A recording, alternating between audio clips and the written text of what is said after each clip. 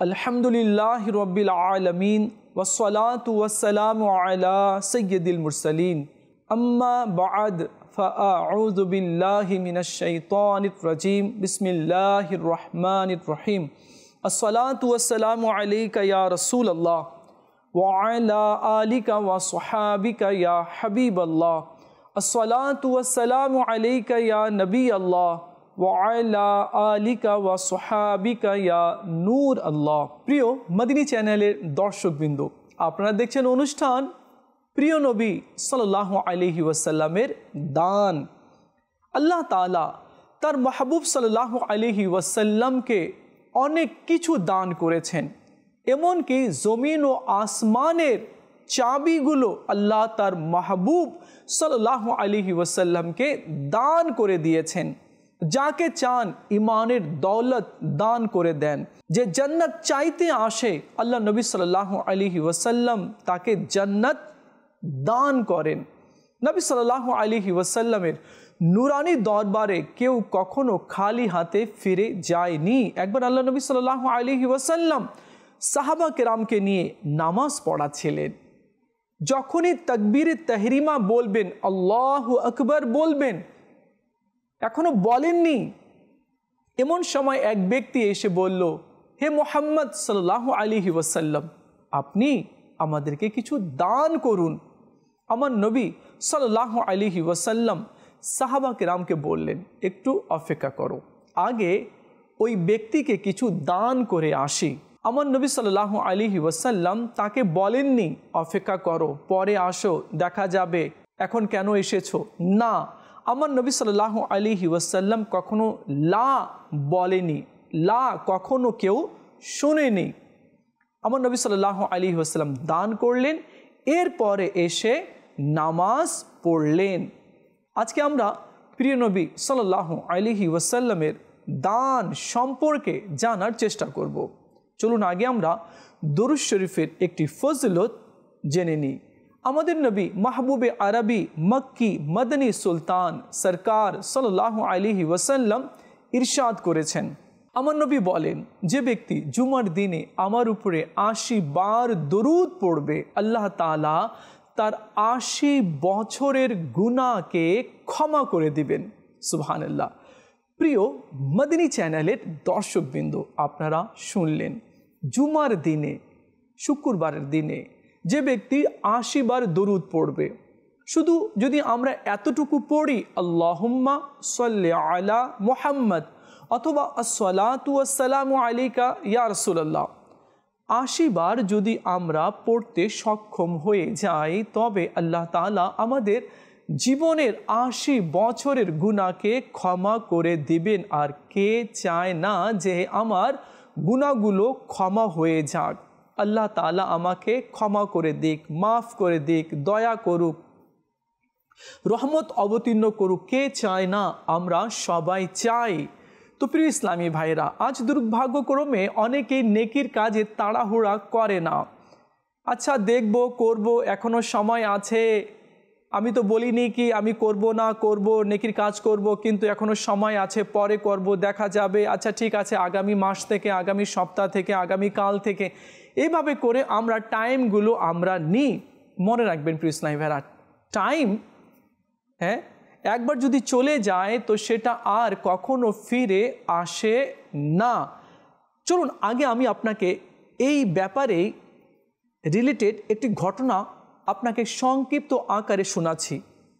মনে হয় এই ঘটনাটা আমাদের সাথেও ঘটে, হয়তো আমরাও এমনটি করে থাকি। এক বাদশাহ এক ব্যক্তিকে ডাক দিল আর বলল, আমার বাগান থেকে ফল নিয়ে আসো, যদি তুমি আনতে সক্ষম হও তাহলে তোমাকে আমি পুরস্কার দিব, আর যদি না ফল আনো তাহলে তোমাকে কিন্তু শাস্তি দিব। কিন্তু হ্যাঁ শোনো, আমার অনেক বড় বাগান আছে, তুমি বাগানে প্রবেশ যখন করবে আর যখন বাগান দিয়ে সামনের দিকে অগ্রসর হবে, তো অগ্রসর হবার সময় যে বৃক্ষগুলো দেখবে সেখান থেকে তুমি যা পারবে আমার জন্য ফল নিয়ে নেবে, কিন্তু ফেরার পথে তুমি কোনো ফল নিতে পারবে না।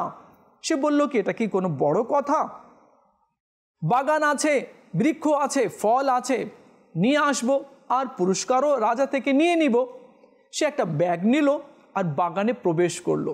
যখন এই বাগানে প্রবেশ করলো তো দেখলো সুন্দর সুন্দর বৃক্ষ আর মনোরম ফল, এক থেকে এক উন্নত থেকে উন্নত ধরনের ফল।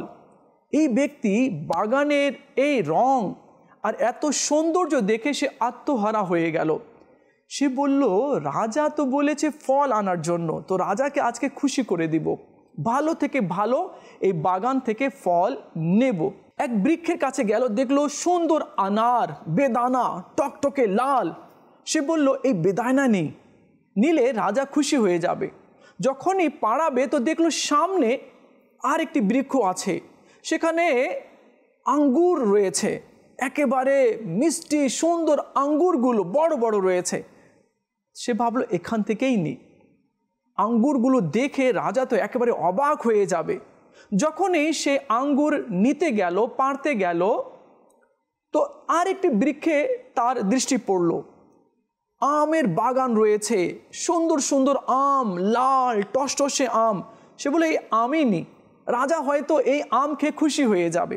এভাবে করে করে সে একেবারে বাগানের এন্ডে শেষের দিকে পৌঁছে গেল, কোনো ফল নিতে পারল না।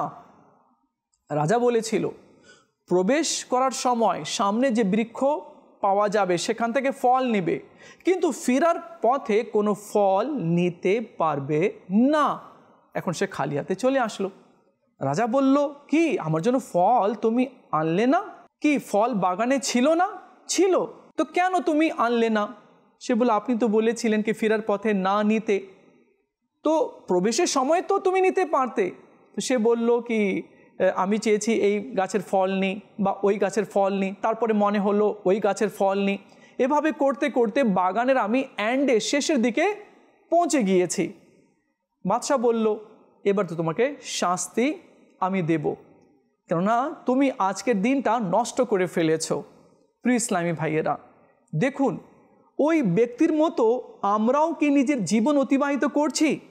যেমন আমরা বলি কাল থেকে নামাজ পড়বো, জুমার নামাজ, আচ্ছা ঠিক আছে জুমার নামাজ আগামী সপ্তাহ থেকে পড়বো, এই সপ্তাহ মিস হয়েছে আগামী সপ্তাহে পড়বো। রোজা, রোজা আচ্ছা আগামী বছর থেকে রোজা রাখবো। কন্টিনিউ 5 ওয়াক্তের নামাজ, ভাই এখন তো অনেক ব্যস্ত আছি, আগামী মাস থেকে আমি কন্টিনিউ 5 ওয়াক্ত নামাজ পড়বো। তো এইভাবে করে করে করে করে লোকেরা একেবারে মওতের দিকে চলে যায়, মৃত্যুর কাছাকাছি চলে যায়। আজ করব, কাল করব, পরশু করব, পরের মাসে করব, এভাবে করতে করতে মৃত্যুর দিকে, কবরের দিকে পৌঁছে যায়, আর সে নেকি করতে পারে না। আল্লাহ তাআলা আমাদেরকে সহি বুঝ দান করুক। আজকের দিন চলে গেল, এই দিন আর আমাদের মাঝে কখনো ফিরে আসবে না। আজকের দিনকে গনিমত মনে করে নেকির কাজ করে নিতে হবে, কাল কেউ দেখেনি। তো আল্লাহ তাআলা আমাদের সবাইকে বেশি বেশি নেক আমল করার তৌফিক দান করুক। চলুন আমরা নবী রহমত সাল্লাল্লাহু আলাইহি ওয়াসাল্লামের নুরানি দরবারে একবার দুরূদ শরীফ পাঠ করি।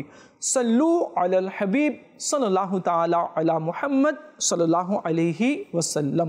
একবার এক মজলিসে কিছু সাহাবী বসেছিলেন, সেখানে হযরতে আমিরে মুআবিয়া রাদিয়াল্লাহু তাআলা আনহু বসেছিলেন। সেই মজলিসে এক ব্যক্তি হযরতে সৈয়দনা ইসমাইল আলাইহিস সালামের ঘটনা আলোচনা করছিল। এমন সময় হযরতে সৈয়দনা আমিরে মুআবিয়া রাদিয়াল্লাহু তাআলা আনহু বললেন, শোনো, আমি কি তোমাকে রাসূল আরবি সাল্লাল্লাহু আলাইহি ওয়াসাল্লামের কথা শোনাবো না? তো সেখানকার উপস্থিত সাহাবীরা আরজ করলেন, নিশ্চয়ই আপনি বলুন। তখন আমির মুআবিয়া রাদিয়াল্লাহু তাআলা আনহু বললেন, আল্লাহ নবী সাল্লাল্লাহু আলাইহি ওয়াসাল্লাম একবার সাহাবীদেরকে নিয়ে বসেছিলেন, আমিও সেখানে ছিলাম। এমন সময় এক ব্যক্তি হাজির হলো আর আরজ করলো, ইয়া রাসূলুল্লাহ সাল্লাল্লাহু আলাইহি ওয়াসাল্লাম, আল্লাহ আপনাকে যা দিয়েছেন সেখান থেকে আমাকেও কিছু দান করুন, হে 2 জবেহের পুত্র। তো আল্লাহ নবী সাল্লাল্লাহু তাআলা আলাইহি ওয়াসাল্লাম তার কথা শুনে মুচকি হাসি হাসলেন আর সঙ্গে সঙ্গে তাকে কিছু দান করে দিলেন। সে খুশি হয়ে সেখান থেকে চলে গেল। হজরতে সৈয়দনা আমিরে মুআবিয়া রাদিয়াল্লাহু তাআলা আনহুর এ কথা শুনে সেই মজলিসের কিছু লোকেরা বলল कि আল্লাহ নবী সাল্লাল্লাহু আলাইহি ওয়াসাল্লামকে দুই জবেহের পুত্র বলা হলো কেন, এর মানে কি? তখন আমিরে মুআবিয়া রাদিয়াল্লাহু তাআলা আনহু বললেন, তোমরা জানো না আমাদের নবী মাহবুবে আরবি সাল্লাল্লাহু আলাইহি ওয়াসাল্লাম ইসমাইল আলাইহিস সালামের বংশ থেকে। ইসমাইল আলাইহিস সালামকে তার পিতা ইব্রাহিম আলাইহিস সালাম কুরবানি করার জন্য নিয়ে গেলেন এবং কুরবানি করার জন্য জবেহ করার জন্য ছুরি চালিয়েছিলেন। এমন সময় আল্লাহ তাআলা জান্নাত থেকে একটি দুম্বা পাঠিয়ে দিল আর ওই দুম্বা কুরবানি হয়ে গেল। এই জন্য ইসমাইল আলাইহিস সালামের বংশ থেকে এক জবেহ, আর দ্বিতীয় হচ্ছে আব্দুল মুতাল্লিব রাদিয়াল্লাহু তাআলা আনহু। তিনি জমজমের কূপ তালাশ করছিলেন, তো পাওয়া গেল না। সে সময়ে জমজমের কূপ অদৃশ্য হয়ে গিয়েছিল। তো আব্দুল মুতাল্লিব রাদিয়াল্লাহু তাআলা আনহু নিয়ত করলেন, যদি জমজমের কূপ পাওয়া যায় তবে আমি এক পুত্রের কুরবানি দেব। সৌভাগ্যক্রমে জমজমের কূপ পাওয়া গেল। এখন আব্দুল মুতাল্লিব রাদিয়াল্লাহু তাআলা আনহু এক ছেলের কুরবানি দেবেন। তিনি ভাবলেন কোন ছেলের কুরবানি দিই, তো ছেলেদের নাম লিখে লটারি করলেন। তো সেই লটারিতে হজরতে সৈয়দনা আব্দুল্লাহ অর্থাৎ আমার নবী সাল্লাল্লাহু আলাইহি ওয়াসাল্লামের পিতার নাম চলে আসলো। আবার তুললেন, আবার চলে আসলো, আবার তুললেন, আবার চলে আসলো।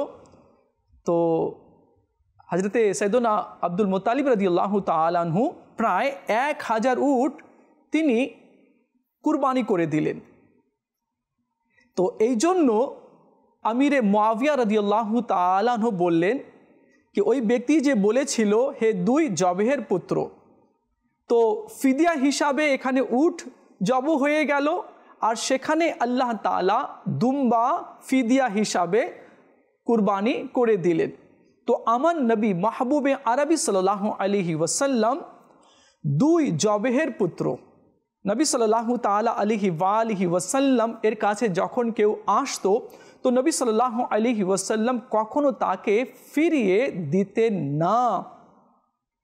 এজন্য তো আলা হযরত বলেছেন, कौन देता है देने को मुँह चाहिए, देने वाला है सच्चा हमारा नबी, देने वाला है सच्चा हमारा नबी। तो কে দেয়? দেওয়ার মতো তো মুখ চাই। আলহামদুলিল্লাহ, দুই জাহানের জমিনের খাজানার সম্পদের চাবি আল্লাহ তাআলা তার মাহবুব সাল্লাল্লাহু আলাইহি ওয়াসাল্লামকে দান করে দিয়েছেন, যাকে যত ইচ্ছে দিয়ে থাকেন। একবার ওমরে ফারুক রাদিয়াল্লাহু তাআলা আনহু মসজিদে লোকদের সাথে বসেছিলেন। এক ব্যক্তি সেখান থেকে অতিক্রম করলো। কেউ বলল, হুজুর আপনি এই ব্যক্তিকে জানেন? তো ওমরে ফারুক রাদিয়াল্লাহু তাআলা বললেন, আমি জানি না, কিন্তু হয়তো এ সেই ব্যক্তি যাকে আল্লাহ তাআলা অদৃশ্য থেকে আমাদের নবী মাহবুবে আরবি সাল্লাল্লাহু আলাইহি ওয়াসাল্লামের পরিচয় বলে দিয়েছেন। আল্লাহ নবী সাল্লাল্লাহু তাআলা আলাইহি ওয়াসাল্লামের পরিচয় বলে দেওয়া মানে ঈমান সেই ব্যক্তি নিয়ে এসেছে। ওমরে ফারুক রাদিয়াল্লাহু তাআলা বললেন, যাও ওই ব্যক্তিকে ডেকে নিয়ে আসো, আমি নিজেই তার মুখ থেকে তার ঘটনা শুনতে চাই। সে ব্যক্তি আসলো আর ওমরে ফারুক রাদিয়াল্লাহু তাআলা আনহু তাকে জিজ্ঞেস করলেন, বলো তো তুমি ইসলাম ধর্ম কিভাবে গ্রহণ করলে আর ইসলাম ধর্ম গ্রহণ করার কারণ কি হলো? তখন সে ব্যক্তি বলল कि আমি নিজের কওমের সর্দার। আমি একবার রাত্রে ঘুমাচ্ছিলাম, তো এক মহিলা জিন স্বপ্নে এসে আমাকে বলল, তুমি এখনো এইভাবে আছো? মক্কাতে মাহবুবে করিম সাল্লাল্লাহু আলাইহি ওয়াসাল্লাম আল্লাহ তাআলার নবী দুনিয়াতে তশরিফ এনেছেন, সে এক আল্লাহর দিকে লোকদেরকে ডাকে, তার ইবাদত করার জন্য বলে, আর এখনো তুমি ঈমান আনোনি। তার ঘুম ভেঙে গেল, সারাদিন এই নিয়ে চিন্তা ভাবনা করছিল। দ্বিতীয় দিন আবার ওই একই স্বপ্ন দেখল, তৃতীয় দিন আবার সেই একই স্বপ্ন দেখল। এরপর সে নিয়ত করে নিল, আমি এবার মক্কাতে গিয়ে সেই নবীর উপরে ঈমান নিয়ে আসব, যে এক আল্লাহর দিকে লোকদেরকে ডাকে আর এক আল্লাহর ইবাদত করতে বলে। সে নিজের ঘর থেকে বের হলো। রাস্তাতেই জানতে পারলো কি আল্লাহ নবী সাল্লাল্লাহু আলাইহি ওয়াসাল্লাম মক্কা থেকে মদিনায় হিজরত করে চলে গেছেন। আবার সে মদিনার দিকে রওনা হলো। যখন মসজিদে নববীর দিকে পৌঁছলো তো আল্লাহ নবী সাল্লাল্লাহু আলাইহি ওয়াসাল্লাম বললেন, হে লোক, আমার কাছে আসো। সে একটু কাছে আসলো। আমার নবী বললেন, আরও কাছে আসো। আরও একটু কাছে চলে আসলো। আমার নবী বললেন, আরে আরও একটু কাছে আসো। সে ব্যক্তি আমার নবী সাল্লাল্লাহু আলাইহি ওয়াসাল্লামের কদমে বসে পড়ল। আমার নবী সাল্লাল্লাহু আলাইহি ওয়াসাল্লাম বললেন, তোমার সেই ঘটনা তুমি আমাদেরকে শোনাও। দেখুন, আমার নবী সাল্লাল্লাহু আলাইহি ওয়াসাল্লামের কাছে সে বার্তা দিয়ে, সংবাদ দিয়ে আসেনি, হঠাৎ করে আসলো, কিন্তু আমার নবী চিনতে পারলেন। আর সে কিভাবে এসেছে, কি ঘটেছে, তাও আমার নবী সাল্লাল্লাহু আলাইহি ওয়াসাল্লাম তার থেকে জেনে নিলেন। এই যে অদৃশ্যের জ্ঞান, মনে রাখবেন, নবীর অভিধানিক অর্থ হচ্ছে অদৃশ্যের সংবাদদাতা। জান্নাত আমাদের থেকে অদৃশ্য। এই অদৃশ্যের খবর কে দিয়েছে? আমাদের নবী দিয়েছেন।